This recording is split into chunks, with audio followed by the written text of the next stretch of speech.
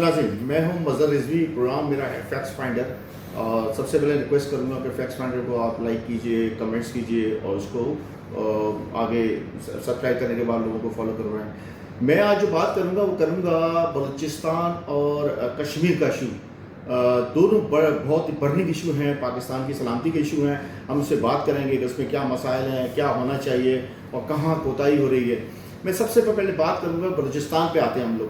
سب بلوچستان کا حالت یہ ہے کہ بلوچستان کے اندر جو ایشو چل رہے ہیں، پچھلے 3 دن پہلے بھی بہت بڑا ایک ڈیزاسٹر ہوا وہاں پہ، اور وہاں پہ تقریباً 30-35 لوگوں کو، پولیس والوں کو بالکل کوئٹہ کے نزدیک مار دیا گیا، کیونکہ وہ لوگ بہت چیختے رہے اور انہوں نے موبائل پہ ہیلپ بھی مانگی. لیکن کیا وجوہات ایسی تھی کہ وہاں پہ کمک نہیں پہنچ سکی، ان کی مدد نہیں کی جا سکی اور وہ وہاں سارے شہید ہو چکے ہیں.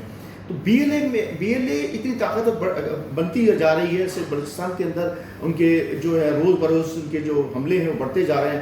ہم سب سے پہلے یہ بات کریں گے کہ ہماری جو سیکیورٹی لیبس ہیں، سیکیورٹی انٹیلیجنس لیب کہوں گا، سیکیورٹی لیبس نہیں کہوں گا، انٹیلیجنس لیبس کا یہ حال ہو چکا ہے کہ کل رات کو پھر دوبارہ حملہ کیا گیا ہے اور یکمشت 10 شہروں میں حملہ کیا ہے، جس میں گوادر ہمارا، جسے کہا جاتا ہے پاکستان کا فیوچر ہے، گوادر، پسنی، اس کے بعد مستون، اس کے بعد آپ کے اور دوسرے شہر ہیں، وہاں پہ حملہ ہوا ہے اور شدید حملہ ہوا ہے. اس کے علاوہ لوگوں کو مارا گیا، بینک لوٹے گئے، بینک کو اڑایا گیا ہے. یہاں سوال یہ پیدا ہوتا ہے کہ جب ہماری انٹیلیجنس کے ادارے ہیں وہ یہ تو پتہ کر سکتے ہیں کہ عمران خان کے جلسے میں کتنے لوگ آئے ہیں، عمران خان کا جلسہ کب ہو رہا ہے، کیسے توڑا جائے اس کی پارٹی کو، یا دوسری پارٹیوں کے اندر کیسے بات کی جائے، کشمیر کے اندر یا جی بی کے اندر جو الیکشن کرائے جائیں گے اس کو توڑ جوڑ کیسے کی جائے اور کس کو کس طرح ہرایا جائے، کس کو کیسے سیٹ دی جائیں. یہ کام تو کر رہے ہیں ایجنسی آپ کی اسٹیٹ کی. تو لیکن یہ بلوچستان کے اندر جو ہمارا پاکستان کا شہر ہے کہلایا جاتا ہے، اس کے اوپر سوالیہ نشان ہے. میں سوال یہ کروں گا کہ بھائی اگر ایجنسیاں اگر کوئی اور ملک ہوتا، جو دنیا کا کوئی بھی ملک ہوتا، وہاں پہ اگر اتنے خطرناک قسم کے سیکورٹی لیبس ہوتے، انٹیلیجنس لیبس ہوتے، تو وہاں کا جو بڑا جو بھی ادارہ منسٹر ہوتا یا سیکورٹی اس کا اپنا انٹیلیجنس ایجنسی کا کوئی بڑا ہوتا، وہ ریزائن کر کے گھر جا سکتا تھا اور جانا بھی چاہیے تھا اسے. میرا حال یہ ہے کہ ہمارے پاکستان کے اندر سرمایہ کاری نہیں ہو رہی پچھلے 3 سال سے.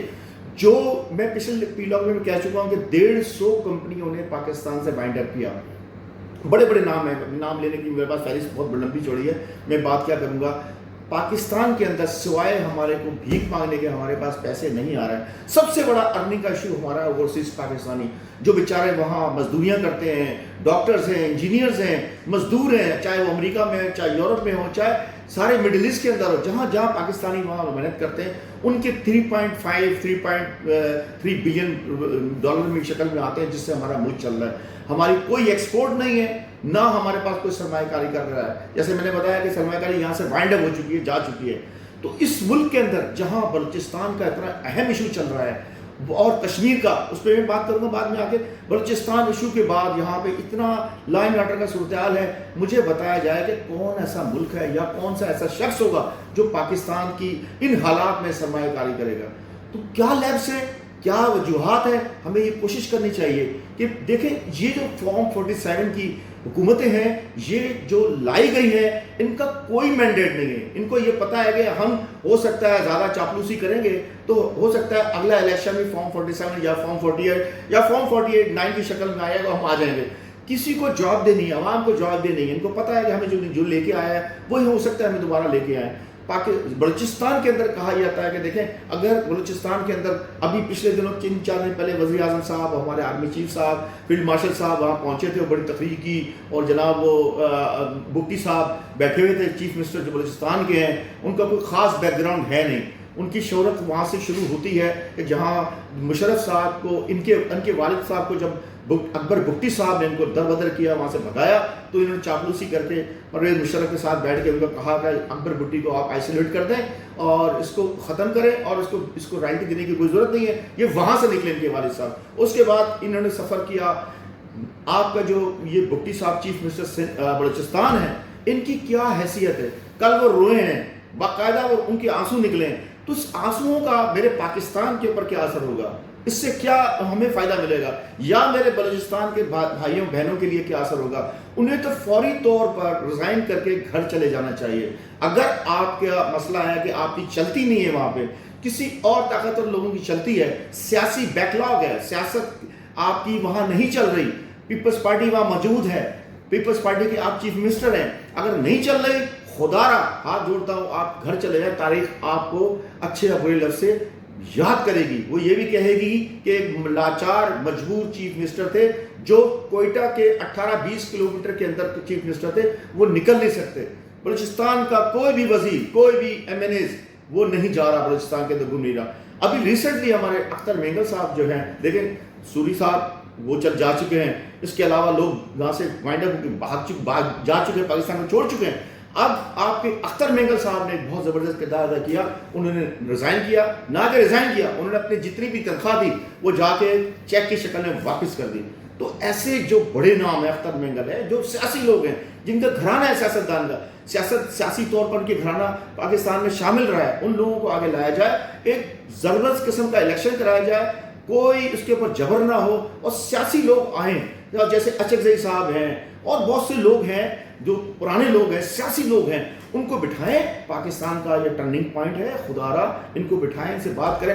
دیکھیں بلوچستان کا ایشو ایک اور بھی ہے، اگر ایران امریکہ کی جنگ چل رہی ہے، میں سمجھتا ہوں کہ بلوچستان کے اندر بی ایل اے والے جو ہیں، ان کی سرپرستی ہے عراقی اور یہودیوں کی، آپ کی اسرائیلی ایجنٹیں وہاں بیٹھے ہوئے ہیں، اور وہاں پہ جیسے میں نے پہلے بتایا تھا، کشمیر کے اندر ایک بہت بڑا سینٹر ہے جو اسرائیل اس کو مانیٹر کرتا ہے، آپ کے تمام اداروں کو مانیٹر کرتا ہے وہاں بیٹھ کے۔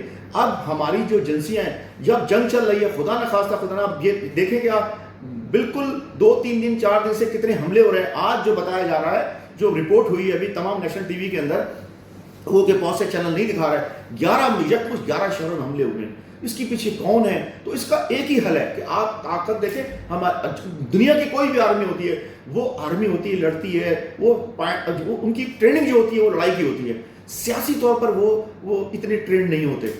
تو میری یہ ریکویسٹ ہوگی کہ آپ سیاستدان کو بٹھائیں اور بلوچستان کی حد تک اور نیشنل حد تک بٹھائیں اور طے کریں کہ بھئی کیا ایشو ہے۔ سیم آگے چلتے بات کروں، کشمیر جل رہا ہے، جو ہم کل تک کہتے تھے 74 سال سے 50-60 سال سے کشمیر بنے گا پاکستان، وہاں پہ تقاریر ہو رہی ہیں کہ ہمیں پاکستان میں شامل نہیں ہونا۔ وہ یہ بھی کہہ رہے ہیں کہ ہمیں ہندوستان بھی مارتا ہے ادھر کشمیریوں کو، اور پاکستان بھی مار رہا ہے۔ ایک فیصل کو بٹھایا گیا وہاں پہ، راٹھور کو، جس کی کوئی بھی، ٹھیک ہے اس کے والد صاحب تھے، جس کی کوئی بیچارے کی سیاسی حیثیت ہی نہیں ہے۔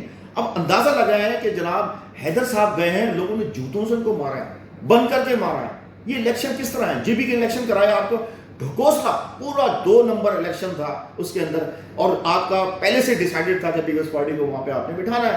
تو مجھے بتائیں کہ سیاسی طور پر جو لوگ ہیں، جہاں جن کا ووٹ ہے، جن کا مینڈیٹ ہے، جب آپ ان کو نہیں لائیں گے تو آپ کو 1971 کا واقعہ آپ کو یاد رکھنا چاہیے کہ وہاں پہ بھی مشرقی پاکستان کے اندر بھی مجیب الرحمان صاحب کو مینڈیٹ نہیں دیا گیا اور یہاں سے کنٹرول کیا گیا، نقصان پاکستان نے اٹھایا اور آج تک ہم اٹھا رہے ہیں۔ خدا نہ خواستہ اس کو جو ہے ایسا نہ ہو کہ پاکستان کے لیے، میں سمجھتا ہوں کہ پوائنٹ اب یہ وقت ہے کہ ہمیں اپنی انا پرستی چھوڑنی چاہیے۔ عمران خان یا اور جو دوسرے لوگ ہیں ان سب کو بٹھائیں، تمام پولیٹیکل پارٹی کو بٹھائیں۔ یہ جو حکومت ہے ٹوٹل فیل ہو چکی ہے، جس میں دونوں پارٹیاں شامل ہیں، ان کی کوئی حیثیت نہیں ہے سیاسی، اور مزید اگر آپ ان کو اگر حکومت میں رکھیں گے، معیشت کا بیڑا غرق ہو چکا ہے۔ سیاسی طور پر جو آپ نے ایران کا بتایا تھا، وہ بھی اس کا بیڑا غرق ہو گیا کہ آپ کی جو وہ تھی بھاگ دوڑ تھی، وہ 0/0 ہو چکی ہے، پھر جنگ شروع ہو چکی ہے۔ آپ ٹرمپ کے اوپر جو ہے اعتماد نہیں کر سکتے۔ دنیا کا کہا جا رہا سب سے پاگل ترین انسان ٹرمپ ہے، جس کو پوری دنیا کے اندر اس کو شیطان کے طور پر دیکھا جا رہا ہے، اور وہ رات کو کچھ کہتا ہے، دوپہر کو کچھ کہتا ہے، صبح کچھ کہتا ہے۔ ایسے پاگل شخص کے ساتھ آپ جا کے بات کر رہے ہیں، کچھ سیکھیں، ایرانی لیڈرشپ سے سیکھیں کہ وہ کھڑی ہے، 40 سال سے ان کے اوپر پابندی ہے، اور وہ وہاں کھڑے ہیں کہ جو سوچ بھی نہیں سکتا، ہم اٹامک طاقت ہوتے ہوئے بھی ہم ان سے بات نہیں کر سکتے، نہیں امریکہ آئے گا، فلانا آئے گا۔ کیا وجوہات ہیں؟ ایک قوم ہے، ان کی لیڈرشپ ہی، اور وہ کسی سے ڈرتے نہیں ہیں۔ کیا امریکہ، آج امریکہ ڈھیر ہو چکا ہے، معیشت اس کی تباہ ہو چکی ہے، اس کی جو طاقت تھی کہ سپر طاقت، اس نے اس کو گھٹنے میں بٹھا دیا ہے۔ ہمیں سیکھنا چاہیے، خدا را کشمیر کو آپ سیاسی طور پر حل کریں، پاکستان کو سیاسی طور پر حل کریں، خاص طور پر میرا بلوچستان جس میں مادیات بھری ہوئی ہیں، ان مادیات کا ہم نے کیا چاٹنا ہے؟ کہ جہاں وہاں پہ آپ جا نہیں سکتے, آپ کی موومنٹ نہیں ہو سکتی, پاکستانی نہیں جا سکتا, میں نہیں جا سکتا, میری آرمی کے جوان نہیں جا سکتے. روز ہمارے پاک فوج کے جوان جو ہیں وہاں شہید ہو رہے ہیں اور اپنے گھروں کی لاشیں جا رہی ہیں. خدا را ونس اگین اس کو دیکھیں, سیاسی طور پر معاملات کو حل کریں. Thank you very much.